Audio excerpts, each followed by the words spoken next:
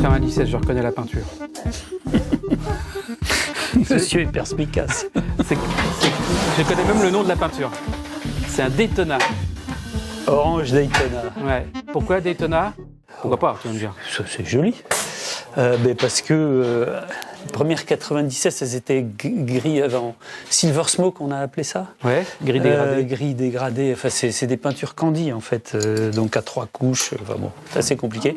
Et Daytona, parce qu'ils ont gagné en 76 le Superbike, ça s'appelait comme ça déjà à l'époque. Daytona, ouais, une catégorie Daytona, donc en commémoration. Enfin, elles étaient déjà oranges et pendant la course, apparemment.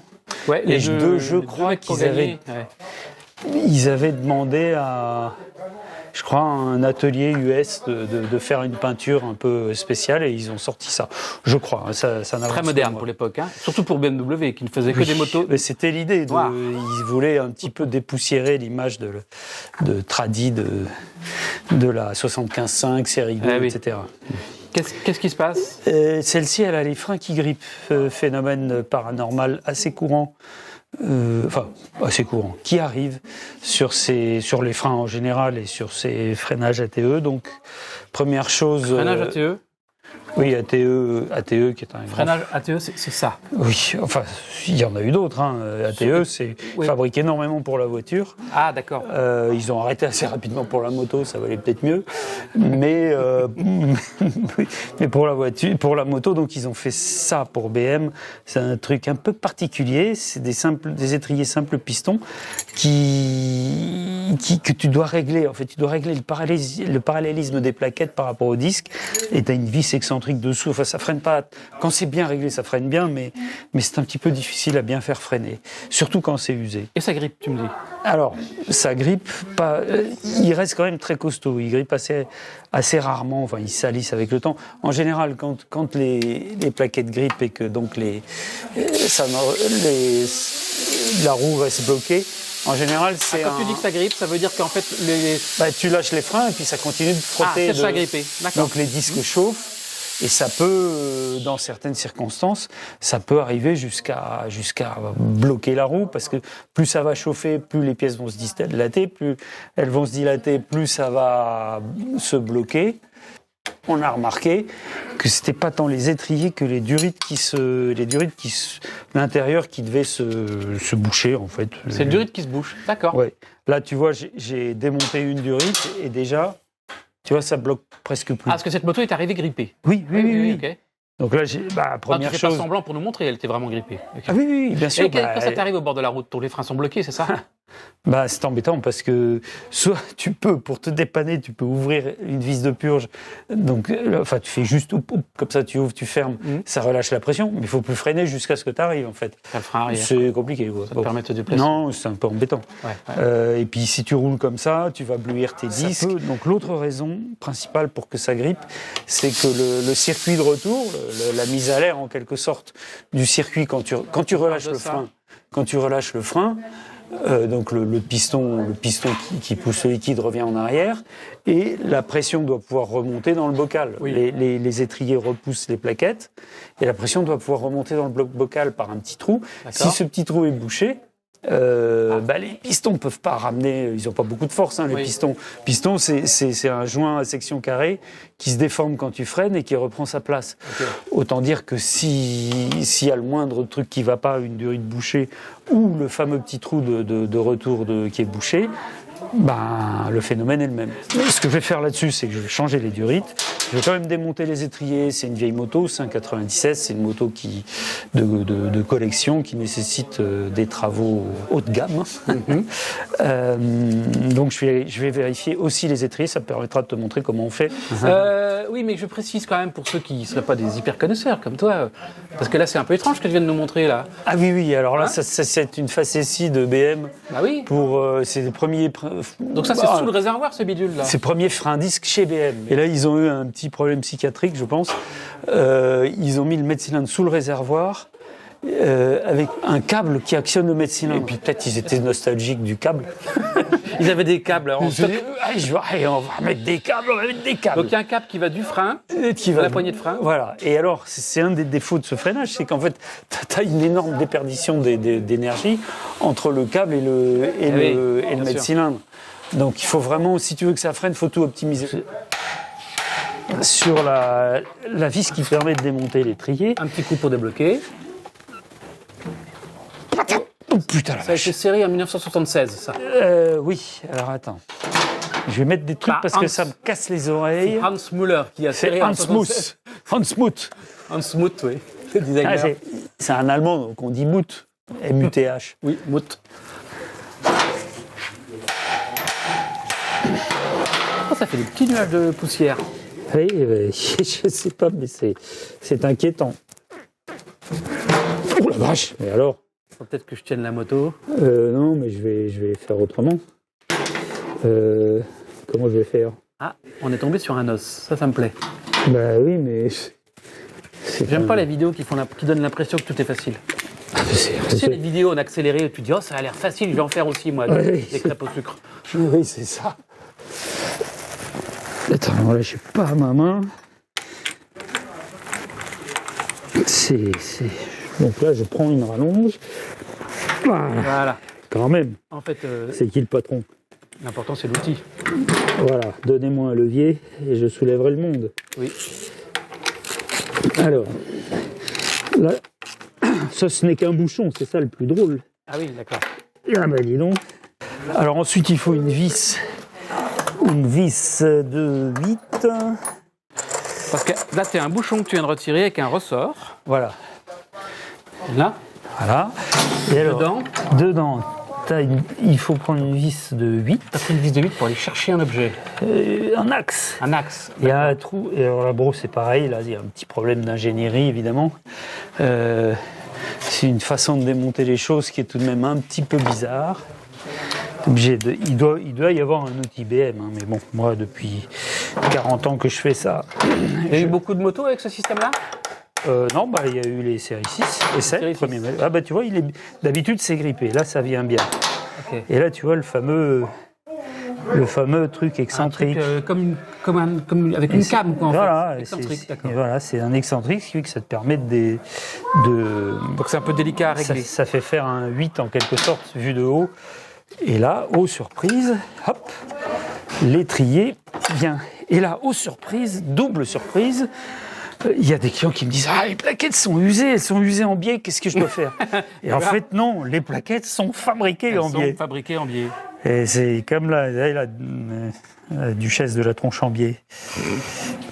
Bon, ça c'est vraiment une blague de vieux. Ouais, puis je la connais. Très très vieux. C'était Sim. C'est Sim qui jouait ce rôle-là de la duchesse Oui. de la tronche en biais.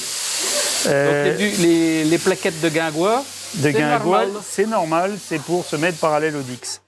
Alors, quand tu changes les plaquettes d'ailleurs, tu as cette espèce de petite goupille à la con que tu enlèves. Là, tu les changes ou pas? Non, elles sont bien. Elles sont, j'oserais dire, presque inusables. Je sais pas si c'est bon signe, ça. On les change hyper rarement. Ça, c'est la technique à mi-mille pour pas perdre la visserie. Hop. Parce que ça c'est typique. Tu sais, on avait remarqué que dans les ateliers, toutes les petites choses étaient aspirées par quelque chose Il y a en un bas. vortex. On ne sait pas, un vortex. Ou des gluons, Donc j'ai trouvé un truc pour piéger le vortex, c'est de mettre ça dans des boîtes comme ça. Bah, d'être un peu rangé, quoi. Quoi? Non, rien. Et alors, même en faisant ça, je t'ai vu râler en disant, mais c'est pas possible, je l'avais mis dans la boîte, la vis. Parce Ouais. que tu avais mis une Non, vis mais noire dans il y une a boîte aussi, noire. moi j'ai une origine du vortex. Elle est derrière l'appareil photo. Non, c'est impossible. Derrière Si, le appareil si, photo, il n'y a si. personne. Si. Il y a un gars, il pique les trucs. Et en fait, il essaye de nous rendre fous. Il essaie de nous faire croire que c'est nous qui sucrons les fraises. En fait, je suis payé par légende. Ah oui, c'est ça. Donc là, je vais te montrer comment on fait, si ça te dérange pas. Je vais te montrer comment on fait pour Ah, démonter tu un fais ça étrier. sur les taux. D'accord. Bah oui. Ok. Qu'est-ce que tu fais? J'enlève la druite. Bon, jusque-là, ça va. Jusque-là, tout va bien. qui retire les... Bon, celle-là, la petite durite en métal, là, enfin, c'est en... Ah, donc il y a un bout en métal qui va de l'étrier à la durite. Et un bout en mou. Il y a un bout de dur, un bout de mou. Bah oui, parce ça tourne. Non, mais ça aurait pu être mou jusqu'au... Oui, je sais pas, Comme je sais pas pourquoi pourquoi ils ont fait ça. En fait, ils aiment bien multiplier un câble. Je pense que le pire, un c'est le piston. R65 où ils sont le plus ils ont mis je sais pas, il y a 6 ou 7 durites. C'est très curieux. Alors, arrivé là, ce qu'on fait pour démonter les pistons, Ouais.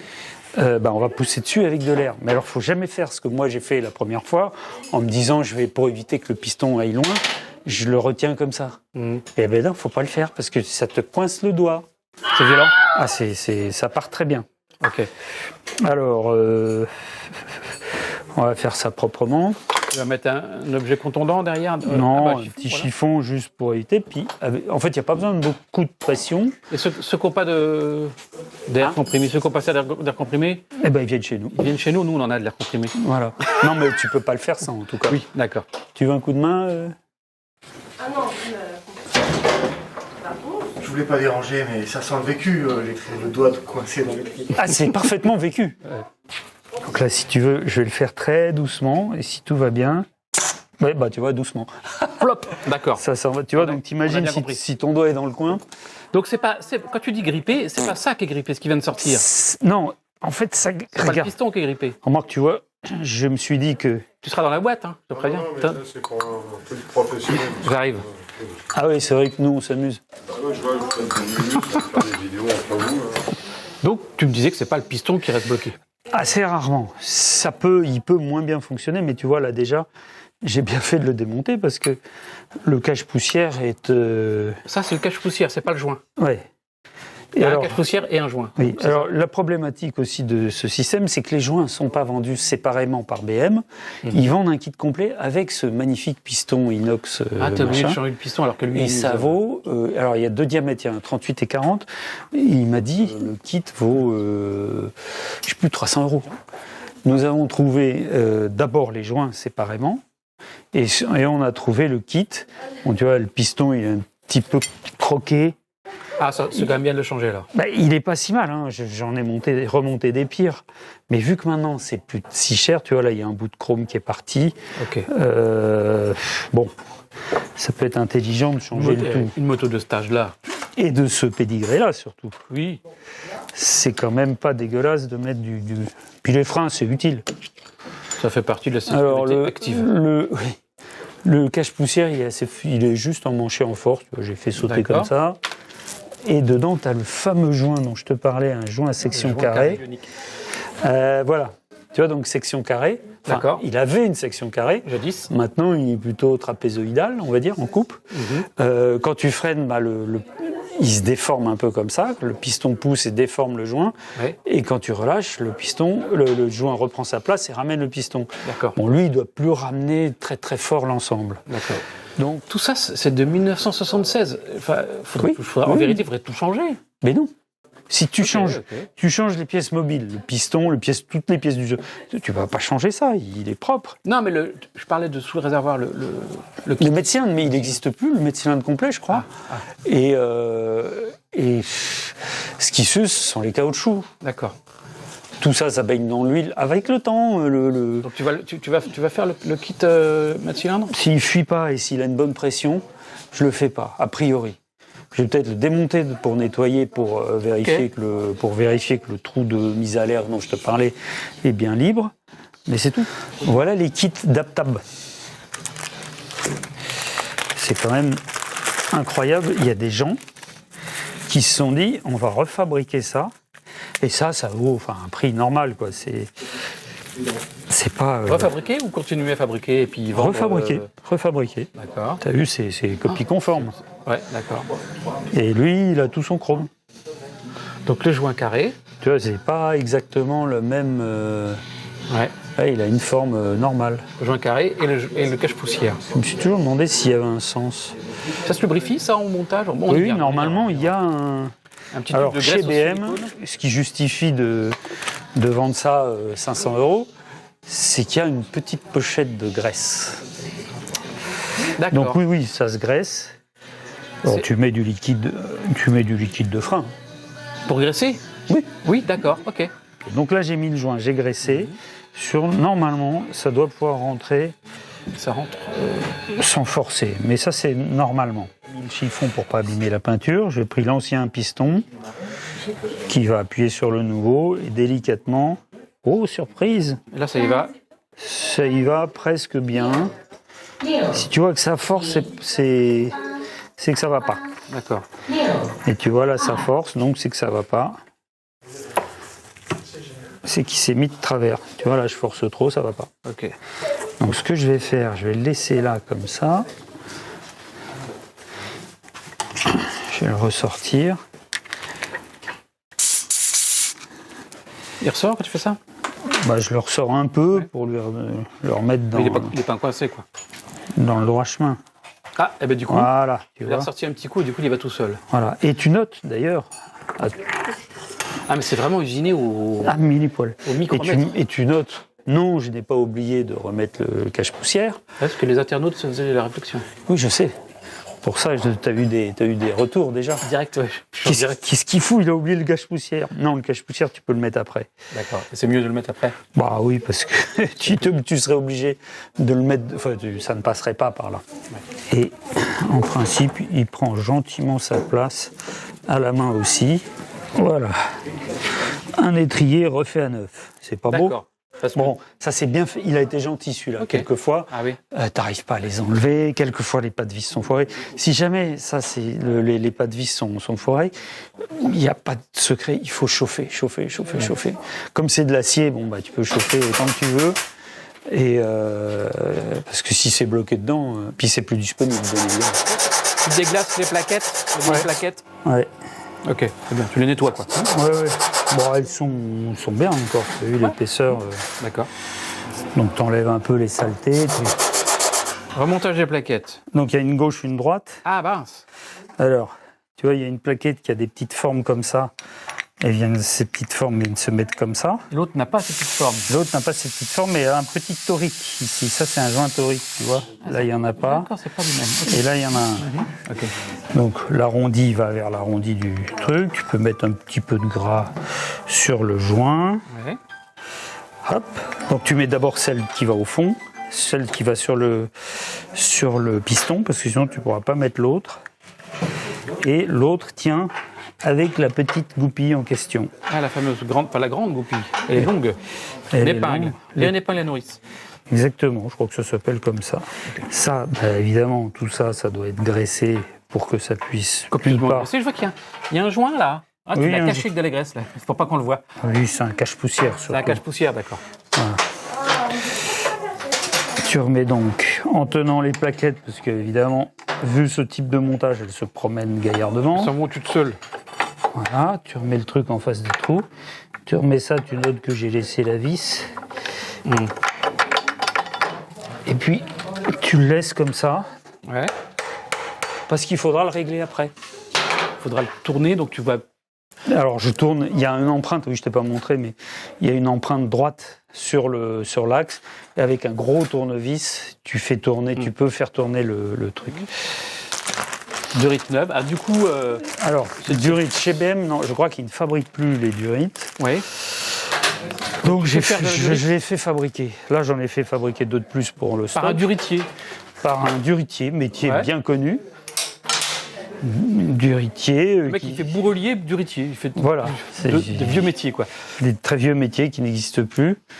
Donc là, c'est des gens que je connais depuis des années, qui s'appellent... Est-ce que c'est des durites qu'on appelle aviation ou marine, je sais plus. Non, aviation, c'est ça. Aviation, oui. Il paraît que les avions, il n'y a pas de durite comme ça dessus. Ah bah maintenant, sont des commandes électriques. Non, on appelait ça des durites aviation parce qu'en fait, tu as une âme en tuyau super rigide. C'est ça qui fait la pression.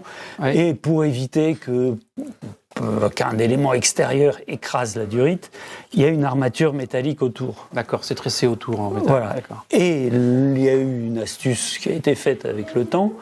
Ils ont mis par-dessus le métal du plastique, ce qui fait que ça ne ressemble plus du tout à une durite dite aviation. C'est bien, c'est classique.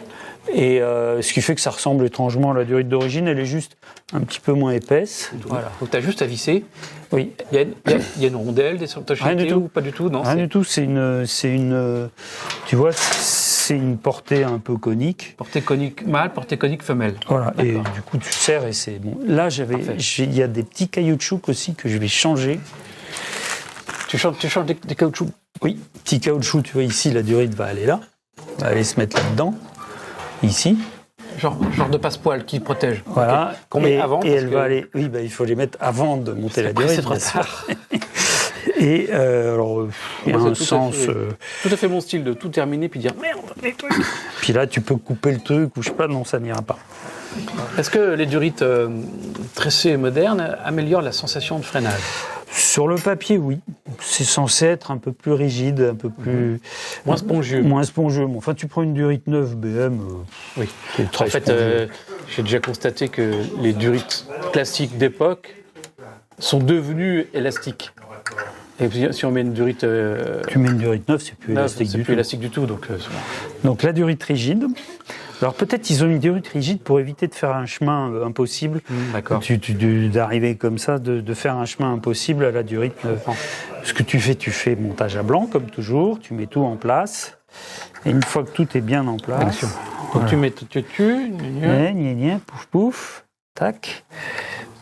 Là ça va tout seul. Ça va tout seul, mais parce que celle-ci est particulièrement gentille. Alors la difficulté, c'est de faire mordre tous ces pas de vis. Et tu vois comme c'est beau, regarde, ça fait exactement la bonne taille. Voilà, et là je peux serrer en haut. Alors là, l'intérêt sur ce montage, c'est que c'est pratiquement réglable. Tu serres exactement comme tu veux. Ensuite, t'as les gants assortis à la moto, ça c'est... Ah oui, t'as vu ça?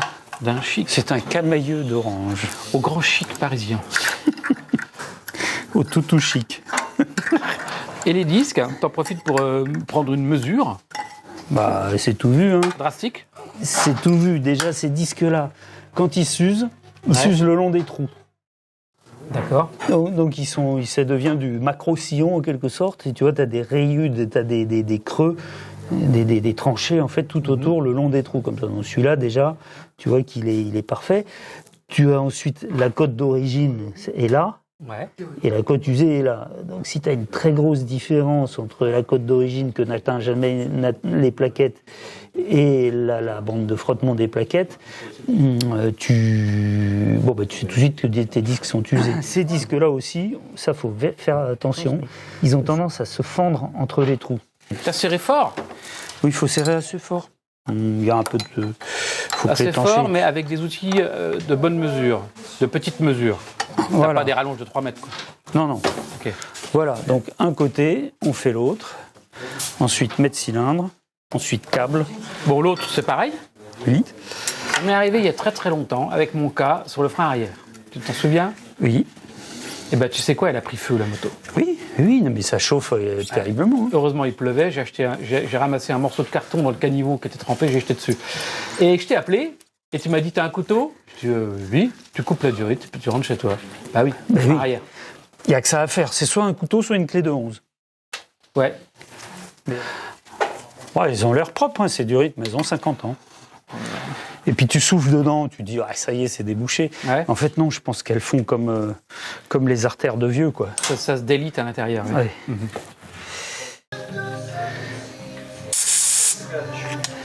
C'est beau. Ça marche bien, ça. Ça marche bien. Quelquefois, ça marche pas comme ça, je peux te dire. Ah, c'est quoi, c'est grippé? Deuxième étrier. Deuxième étrier, deuxième piston qui est sorti gentiment. C'est bien, il n'est pas grippé. Et deuxième cloche poussière qui est tout cassé. D'accord. Je sais que la première bécane que je me suis faite, je crois que les pistons, ils étaient rouillés. Je les ai toilés, j'ai viré tout ce qui dépassait. Et puis je crois que ça a fait 100 000 km comme ça, sans fuir. Ça rouille... Ah, c'est parce que... oui, le liquide de frein est hygrophile. Donc Hydrophile. Hydrophile, oui. À la chlorophylle. C'est-à-dire qu'il aime l'eau. Il aime l'eau, ouais. Il se charge d'eau. Et l'eau va en bas en plus. L'eau descend. Et surtout, ce qui se passe, j'explique un petit peu quand même, au cas où, ça chauffe énormément. Et quand ça chauffe énormément, l'eau, ça fait de la vapeur. Oui. Et si ça fait de la vapeur dans le circuit de frein, ça veut dire que ça fait des bulles d'air. Et si ça fait des bulles d'air, il n'y a plus de frein.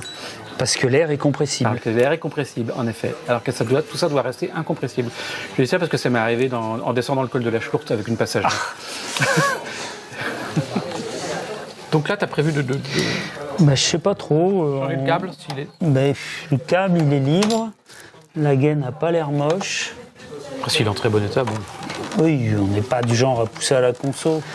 On va pouvoir purger. Alors là-dessus, ces fils-là, c'est pour faire le niveau, c'est pour indiquer quand il n'y a pas assez de liquide de frein. Il y a un flotteur à l'intérieur. Il y a un flotteur. Mais en général, quand ça s'allume, c'est qu'il y a eu un faux contact. et que... Il s'allume quand il est en panne. Oui, voilà. Le système en panne, il s'allume. En gros, c'est ça. Il y a pas... Une fois, là, j'ai vu un type qui est venu avec un vieux RS. Et le truc s'allumait, je dis, oh, vous inquiétez pas, c'est parce que le machin est en panne. Eh ben non, il avait plus de liquide. Pourquoi ça peut avoir une Et utilité? il avait une fuite quelque part. Ah oui, ok. Alors, Parce qu'en théorie, le niveau n'est pas censé descendre uniquement en fonction de l'usure de la plaquette. voilà, si tu arrives, si c'est bien fait, ça t'indique le niveau baisse et ça t'indique à quel moment les plaquettes sont à changer. Il faut que ce soit pile calibré alors. Autant dire que Oui, d'accord. c'est un vœu pieux. Inutile d'essayer de remplir et de purger comme ça. Le truc n'a pas assez de puissance pour s'auto-purger. Il faut pré-remplir le circuit. Soit par en haut avec une seringue, soit par en bas avec une seringue. Toi, tu fais comment? Par en bas avec une Par seringue. en bas qu'une seringue. On va faire comme tu dis. Oui. Donc, tu as rempli ta seringue avec du liquide de frein? Oui. Non, avec de la soupe. Avec soupe à l'oignon? Avec du jus de poireau. Ça, c'est du sarcasme. Bon, C'est pas alors, du sarcasme, c'est parce que j'ai bu du jus de poireau il y a pas longtemps. tu fais monter les bulles, Voilà. comme l'infirmière. Comme l'infirmière, Oui, parce que là, envoyer des bulles, ça sert à rien. penchez-vous en avant, tu ouvres le circuit, et comme tout est neuf, et c'est là où tu vas tester d'ailleurs que le circuit de retour se fait bien, c'est que si tu n'arrives pas à pousser, normalement tu dois pouvoir pousser librement, ce qui est le cas, et je te conseille de venir voir quelque chose d'édifiant. Oh. T'entends toutes ces petites bulles? Oui. Au bout d'un certain temps, il n'y a plus de bulles et ça commence à remplir le mètre cylindre. C'est ça, le niveau monte. Le niveau monte, ok. Mais ça tient du prodige. C'est extraordinaire. Un miracle. Ces durites de ce côté sont remplies Ok. et on va remplir l'autre côté. Hop, petite bulle.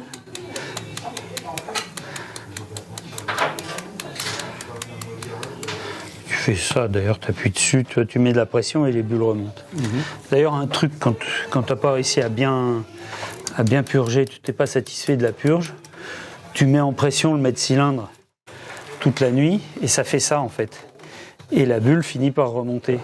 Alors si tu n'arrives pas en serrant, si c'est bloqué, Tu n'arrives pas à envoyer le... c'est que là-haut, ton trou de mise à l'air est bouché. D'accord. Il peut être bouché soit parce que ta garde ici est pas suffisante. Tu vois, si je me mets comme ça, ben là je peux pas pousser normalement. Il faut qu'il y ait beaucoup de garde. Voilà. On va considérer que c'est rempli. Je ferme en bas et là, ben, je fais l'inverse. Je purge. Normalement. Maintenant, tu peux purger à l'ancienne. Voilà. Alors là, notre problème, c'est que les plaquettes sont loin. Faut ramener Donc les j'ai plaquettes. zéro pression. Donc là, je peux pomper autant que je veux. Bon, je peux déjà... Là, je fais quand même monter la pression. Je vais essayer d'enlever quand même quelques bulles, tu vois. Là, j'ai pu enlever quelques bulles. Hop. Là, blablabla, plein de petites bulles. Tu pompes, tu pompes, tu pompes, tu pompes.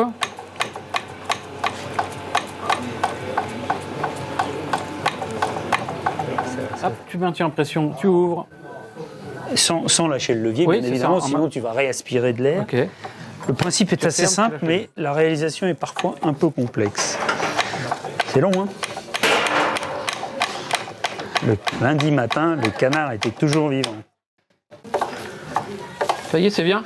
Ça commence. En fait, c'est ça que j'aurais dû faire en premier. C'est commencer par rapprocher les plaquettes des disques avec l'air comprimé comme j'ai fait, et ensuite remplir le circuit.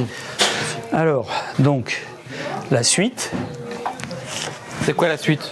la suite, c'est le réglage des excentriques. D'accord. Qu'est-ce qu'il y a? Mais j'ai l'impression qu'il y a les roulements de roues qui ont un défaut. Normalement, ça doit faire aucun bruit. Et là, tu sens, ça fait un petit bruit de raclement. Ah, c'est important ça, les roulements de roue. Non, ça sert à rien. Non, puis c'est un truc qui se change souvent, plus souvent que... Pas très souvent. C'est des roulements en rouleau conique qui sont assez costauds. Ah, c'est costaud, Bon, ça. ça m'empêche pas de régler le truc. D'accord. Faut prendre un gros tournevis. Voilà, regarde ce que ça fait. Ah, Tu vois, Alors en fait, tu vois, le lettrier, il peut faire un 8, vu d'en haut. Donc tu as deux bons réglages. Tu as le réglage où l'étrier, les plaquettes sont parfaitement parallèles, le plus loin possible du centre de la roue. Et tu as un autre réglage qui est plutôt vers le centre de la roue. et vers le centre de la roue, c'est pas bien? Bah non, parce qu'il vaut mieux être le plus loin du centre de la roue pour avoir La plus de puissance possible. le meilleur bras de levier, quoi, le rayon. D'accord. Donc tu te cherches, en fait tu freines pour régler, tu te mets en position, tu vois, le plus loin de la roue, et tu cherches t'appuies sur le frein, mais pas trop, et tu cherches l'endroit, tu vois, tu te mets en butée d'un côté, en butée de l'autre, butée d'un côté de l'autre, de façon à pratiquement que tu ne puisses plus bouger, toi. Tu vois, là c'est libre, et ça doit bloquer sèchement, comme ça doit pas...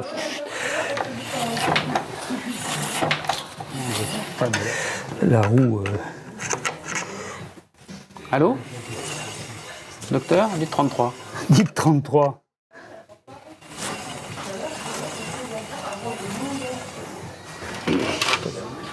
Là, c'est fini, tu remets les bouchons, c'est ça? Oui, alors comme je te disais, comme je vais changer les roulements, une fois les roulements faits, ça va peut-être changer mon réglage d'excentrique, légèrement, parce que tu sais, avec des roulements fatigués, la roue elle bouge un petit peu. Ouais.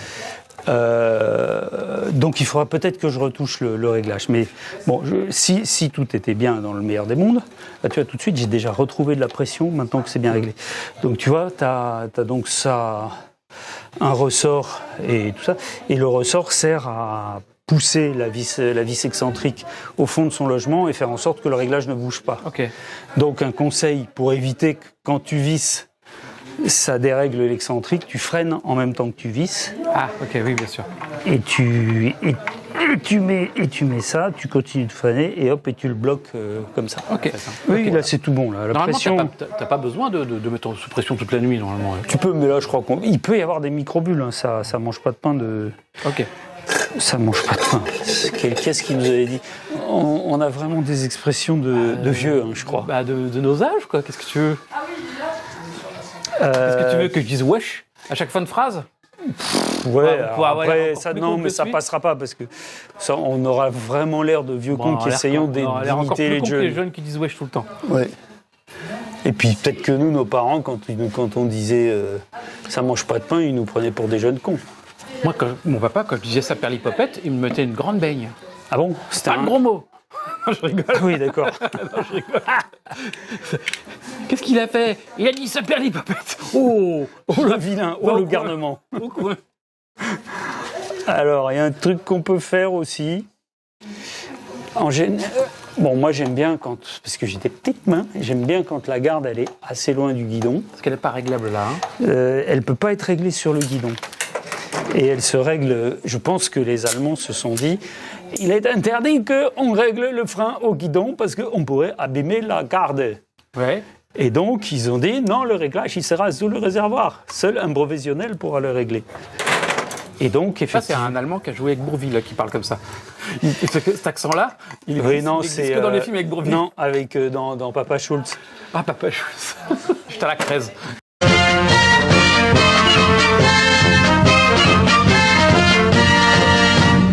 Bon, parce qu'en général, c'est grippé. Ici, tu vois, tu as une vis. Donc la garde, c'est là. La garde, tu peux la régler ici. Mais normalement, là, c'est un miracle d'arriver à le faire à la main. D'habitude, c'est complètement grippé et c'est ça que je vais vérifier. Et, en tout cas, ce qui est important au niveau de la garde, il faut qu'il y en ait. Il faut qu'il y en ait de toute S'il n'y a façon. pas de garde, ça veut dire que tu Il faut, maintiens tu la vois, pression. Donc. il faut qu'il y ait ça. Ok. Tu vois, il faut que le truc il soit en position repos. Ouais. il faut que le piston soit vraiment posé, embuté à l'arrière du... Alors là, il y a Il y a une petite chaussette de protection, un catch à tout. ouais, qui était pas de première jeunesse, mais je vais le laisser. Elle n'est pas déchirée. Non, elle n'est pas déchirée. Je mets un petit peu de nettoyant WD-40 de la mort pour lui redonner un petit air neuf. Et ici, tu noteras que tu as un petit trou, Oh, tu vois. oui, je vois à quoi il doit Et donc, pouvoir. à ton avis, le petit trou, il sert à quoi? Il sert à faire partir l'eau Oui, donc je le mets vers le vers le beau, vers le bas. vers le bas. Ça dépend si t'es d'un schnorr, tu dis vers le bas. Ouais. Mais non, Donc, là petit tu trou le en mets bas, d'accord. vers le haut, vers le bas. Et il y a marqué, je te signale, Oben sur le Et truc. en plus, oui, mais pour ceux qui ne parlent pas allemand et qui ne lisent pas ce qu'il y a écrit, Ah, warum sind die Bananen krumm? On parle allemand quand on roule en BMW. ja, und es ist sehr schwer de mettre ce bidule là. Ça c'est sphérique? Nein, das ist schwer. C'est difficile de mettre le bidule là. Parce qu'il n'y a pas beaucoup de place pour le passer sous le mètre-cylindre et en général, on le passe mal. T'as fini en fait. Bah, en tout cas, pour la partie hydraulique, on est pas mal. Bon, c'est pas une restauration, c'est une réparation. D'accord. Pendant que tu essayes de trouver la bonne clé de cette bonne moto, Oui. j'ai une question bête. Oui, comme d'habitude. Oui, bah oui, qu'est-ce que tu veux, c'est mon rôle. Tu vas encore te faire engueuler. Ouais, le mec, le con qui pose des questions connes. Ah, elle a dit, les cas, il peut pas se taire. Il y a marqué DOT Oui. sur les liquides que tu mets dans les freins. Ouais. DOT 1, 2, 3, 4, 5, 6, 12, 36. Oui. Alors, première question, ça veut dire quoi DOT? Alors, on s'est renseigné, parce que je sais pas tout. Mais si, tu savais, tu as toujours su ça. C'est Département of Transport. C'est les Américains qui C'est les déterminent, Américains, Department of Transport.